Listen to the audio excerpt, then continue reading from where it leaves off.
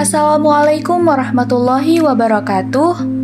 Kami dari kelompok 4 dengan anggota saya sendiri Syakira Felisa, Wilda Makfirah, Syarafina Sadri, Dilla Ma'rifah, dan Maisha Fazira. Kami akan menjelaskan tentang krisis ekonomi dan kebijakan BI. Menurut Market Business News, krisis ekonomi adalah keadaan di mana perekonomian di suatu negara mengalami penurunan secara drastis. Secara umum, negara yang menghadapi keadaan tersebut akan mengalami penurunan PDB atau Produk Domestik Bruto, anjloknya harga properti dan saham, serta naik turunnya harga karena inflasi. Selanjutnya, jenis-jenis krisis ekonomi. Yang pertama, krisis mata uang. Yang kedua, krisis perbankan. Yang ketiga, krisis neraca pembayaran. Dan yang keempat, krisis utang. Penyebab terjadinya krisis ekonomi: yang pertama, karena utang negara yang berlebihan. Yang kedua, tingginya laju inflasi. Dan yang ketiga, macetnya perkembangan Indonesia. Dampak yang terjadi dari krisis ekonomi: yang pertama, mengalami penurunan PDB atau Produk Domestik Bruto. Yang kedua, anjloknya properti dan saham. Dan yang ketiga, naik turunnya harga karena inflasi. Krisis ekonomi ada dua. Yang pertama, resesi ekonomi.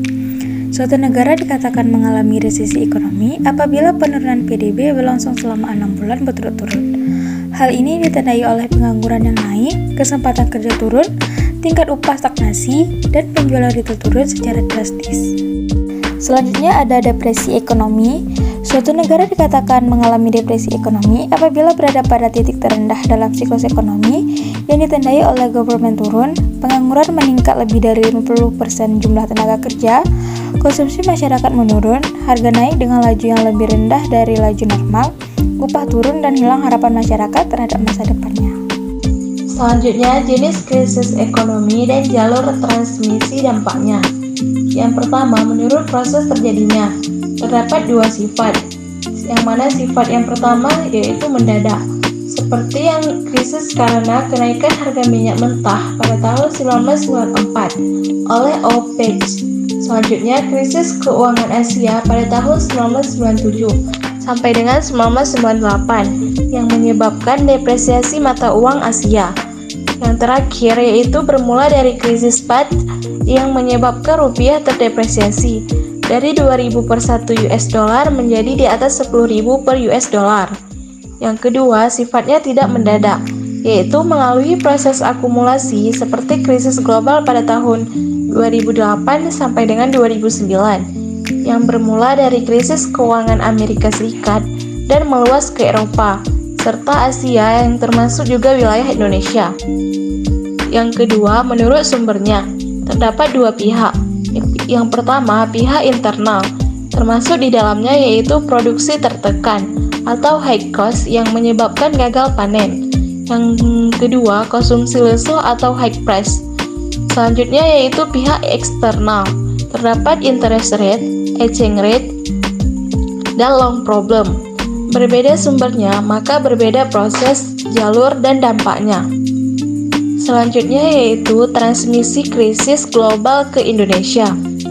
Seperti pada bagian berikut ini, yang mana yang berawal dari kelangkaan likuiditas total yang mengakibatkan sistem pembayaran global berhenti, serta menurunnya permintaan ekspor produk-produk Indonesia.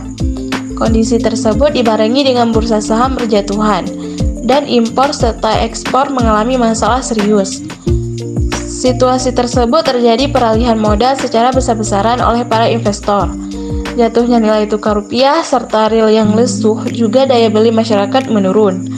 Melemahnya sektor informal dan SMS serta pembayaran utang negara juga tertunda. Hal tersebut diatasi secara langsung memukul perekonomian Indonesia sehingga kini goyah dan nimbung diterjang oleh krisis ekonomi. Kebijakan Bank Indonesia. Bauran yang ditetapkan oleh Bank Indonesia. Yang pertama, ada kebijakan moneter. Yang kedua, kebijakan makroprudensial. Yang ketiga, sistem pembayaran. Yang keempat, pengembangan pasar uang. Dan yang kelima, ekonomi keuangan inklusif dan hijau. Hierarki bauran kebijakan Bank Indonesia dengan kebijakan ekonomi nasional akan mendorong akselerasi pertumbuhan ekonomi Indonesia untuk kembali berada di lintasan jangka menengah menuju Indonesia maju. Implementasi Undang-Undang Cipta Kerja atau UU-JK yang dibarengi dengan pembangunan infrastruktur serta peningkatan konektivitas digital akan mendukung peningkatan produktivitas dan mendorong transformasi digital. Berikut adalah gambaran untuk bauran kebijakan Bank Indonesia tahun 2022. Baik, terima kasih. Sekian dari kelompok kami. Mohon maaf apabila ada salah kata dan kekurangan.